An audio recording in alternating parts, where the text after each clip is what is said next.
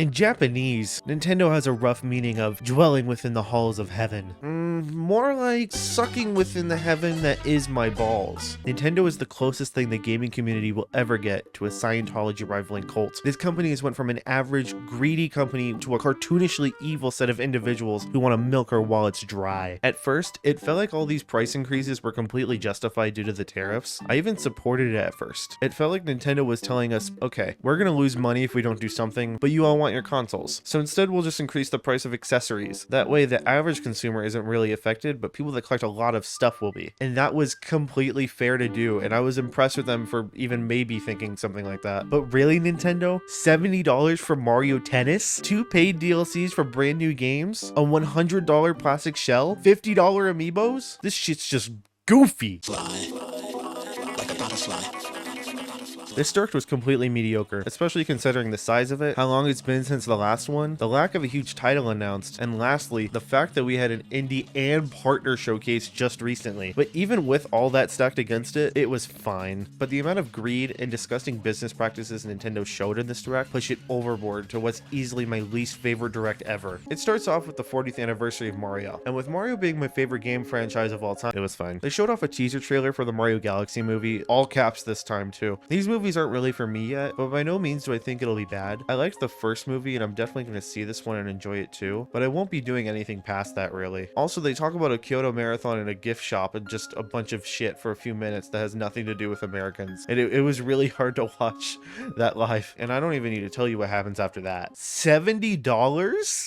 $70? I bought this game in the toy section of a Kohl's when I was like 6 years old for $5, and now they're charging $40 for each of them and $70 for both. Video games have had a stagnant cost since the beginning of the industry, so I'm already not a huge fan of the whole $70 games thing in the first place. Although I can understand it for these massive projects that take years and tons of manpower to complete, this on the other hand is complete bullshit, and I have never been more mad at a video game company that doesn't know I exist.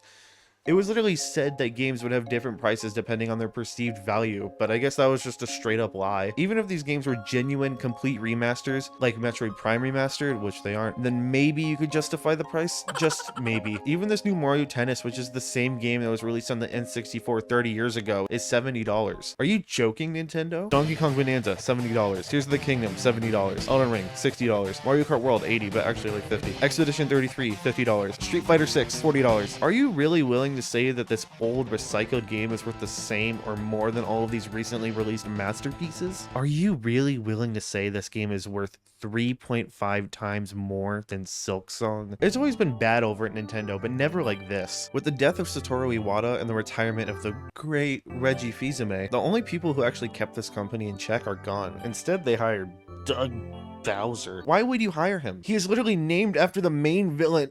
Of course he's bad. This Mario Wonder DLC was obviously coming, and I'm really happy it finally did. I'm definitely gonna play this. More content for an amazing game years after release, with more than enough content to justify a $20 purchase. There's also the new multiplayer stuff, which is cool, but I'm really excited for these new worlds that they teased at the end. It'll be a great excuse to go back with better graphics and revisit what's probably the best 2D Mario game ever. This new 2D Yoshi game looks really cool too, but I'm not gonna lie, I am a bit suspicious. This relaxed 2D platformer approach they've been taking with Yoshi has worked really well sometimes, but at other times it's been pretty underwhelming and boring. I hope this game can hit that good silver lining where it's relaxing while not being boring. I think we'll have to see more gameplay from this one, but I'm still excited to see what happens. And those are the same thoughts I have for the new Tomodachi Life. It looks good, but they haven't really shown anything. We know no more about this game now than we did at the beginning of the year, and I'd be super disappointed to see them mismanage such a hyped up title like this. This was an issue with a lot of the stuff in this Direct, and it honestly felt insulting. Almost like Nintendo knew what they were doing and they wanted to piss us off. So many hyped up titles, and they kind of just tiptoe around them and pretend like they're not important, all the while giving a ton of screen time to shit nobody cares about. Metroid Prime 4, here's a bike. Tomodachi Life, here's a Mii Maker screen. Rhythm Heaven, what's that? Splatoon Raiders,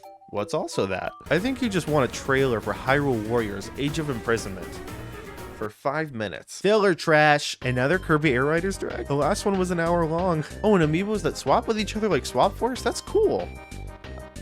Oh. Let's talk about the paperweights, guys. 30, 30, 40, 40, 40, 50, 50. What? Do I even need to talk about this? Put it on screen. Do not get me wrong, none of these figures are even close to worth it anymore. I wouldn't even buy an amiibo for $20.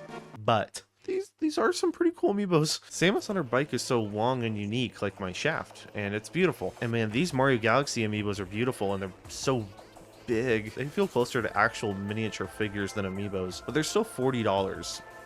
So fuck that. I would genuinely consider all of these figures being worth it if they were like 20 to 25. But God, man, this is just so over the top and stupid. I mean, $50 for a figure that was $10 over a decade ago. This whole amiibo and accessory price increase was understandable at the start of the console's life with all of these tariffs, but Nintendo, these things do not cost $50 to make. We all know these cost you like $5 max to get out into stores, and the price increase to match tariffs and inflation is nowhere near what it should be. The average amiibo costs a minimum of $30 now, which is a near 3 times increase from what it was just a few years ago. The inflation just makes no sense here, because by the logic of inflation in America since 2015, amiibo should cost $17 and new games would cost $130.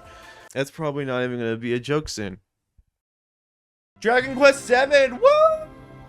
No. Donkey Kong Bonanza has been my biggest disappointment this year with how little content the game has. So to see that Nintendo is part of that and took what should have been in the game already and slapping a price tag on it just furthered my disappointment even more. In reality, this package is one post-game area which has nothing to do, by the way, and a half-baked roguelike mode that people won't play after a few days. After Mario Odyssey's post-game, there's so many new moons to collect and 4 new worlds to go to, with every world getting a new online mode. And now this is what we get. This is such a comically large slap in the face. I can feel the print going in on my skull from Dougie's dry, bald palms. Pokemon ZA then proceeds to do the same thing, but I expect no less from Pokemon Company, and I also don't play their games, so I'm sorry, Pokemon fans, you poor bastards. The Virtual Boy thing is stupid, but also kind of funny. This isn't really a thing like a game or a product that most people will consume, so it doesn't really make me mad. It's just a gimmick item for someone's collection that also happens to play games on the Switch. My problem with it comes from the fact that it's required to play games on the Switch. Nintendo has forever taken away my dreams of